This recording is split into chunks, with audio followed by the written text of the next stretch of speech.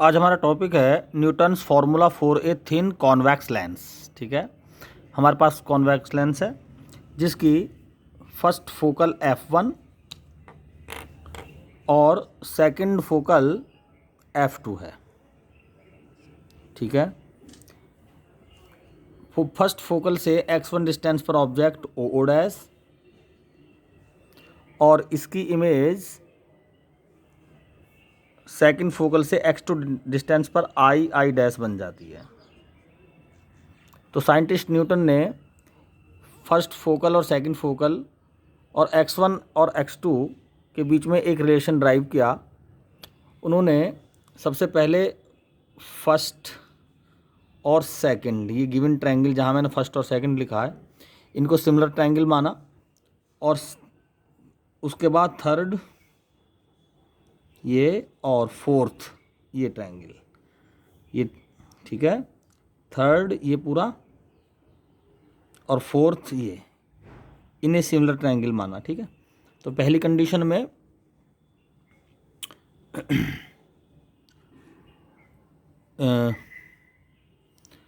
First triangle और second triangle, इनकी condition apply करेंगे और ये थर्ड, इसको मैं करेक्ट करूँगा, ये थर्ड ट्रायंगल, ये सेंटर, ऑप्टिकल सेंटर सी, ये पॉइंट और ये।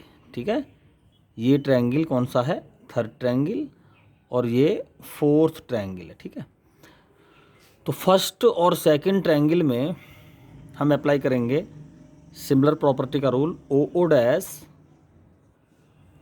अपॉन इस ट्रायंगल की परपेंडिकुलर लाइन और ये, इसका कुछ नाम रख लेंगे सी,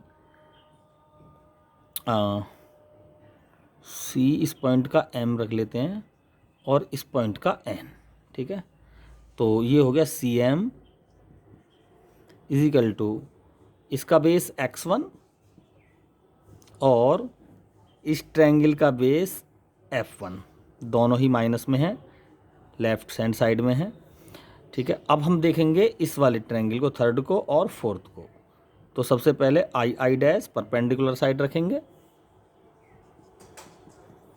upon c n is equal to I dash का बेस x2 पॉजिटिव पॉजिटिव रहेगा और f2, इस थर्ड ट्रायंगल का बेस f2। ठीक है, अब देखें ज़रा, आई डैश सी एम के इक्वल है, तो आई डैश के प्लेस पे हम सी एम लिख सकते हैं और सी एन ये ओ डैश के इक्वलेंट है, तो इसकी जगह हम ओ डैश रख सकते हैं और ये हो गया x2 अपॉन f2। अब ये फर्स्ट इक्वेशन अगर हम इसको माने और ये second, O dash upon C M, ये C M upon O dash, थोड़ा सा ये इन्वर्स है तो इसको हम उल्टा कर देते हैं, इन्वर्स कर दो इसको, C M f2 upon x2। अब ये सेकंड इक्वेशन, दोनों की ही लेफ्ट हैंड साइड सेम है, तो हम फर्स्ट और सेकंड से एक रिलेशन देख लेंगे, माइनस x1 अपॉन f1 बराबर f2 अपॉन x2, माइनस से माइनस कैंसल, तो ये हो जाएगा f1 f2 is equal to x1 x2। अगर किसी कंडीशन में f1 और f2, ये फर्स्ट फोकल और ये सेकंड फोकल आपस में बराबर हो जाते हैं, तो f1 is equal to f2 हो जाएगा। या उस कंडीशन में हम यदि लेंस के ये f1 और f2 डिफरेंट कब हो सकते हैं, या तो इनकी कर्वेचर अलग अलग रेडियस की हो, या लेंस के दोनों तरफ, इस तरफ कुछ और मीडियम हो, इस तरफ कुछ और मीडियम हो, तब f1 और f2 अलग अलग हो सकते हैं। लेकिन हमने मान लिया इस लेंस के दोनों तरफ मीडियम भी सेम है और इनकी कर्वेचर भी सेम है, इसका मतलब f1 और f2 क्या होगी इस कंडीशन में? बराबर। तो लिख देंगे if f1 is equal to f2, तो भाई x1 x2 क्या हो जाएगा? एफ स्क्वायर, और x1 is equal to f square upon x2। देखें ज़रा, अब x2 कौन सी डिस्टेंस है? x2 है सेकंड फोकल से इमेज की डिस्टेंस।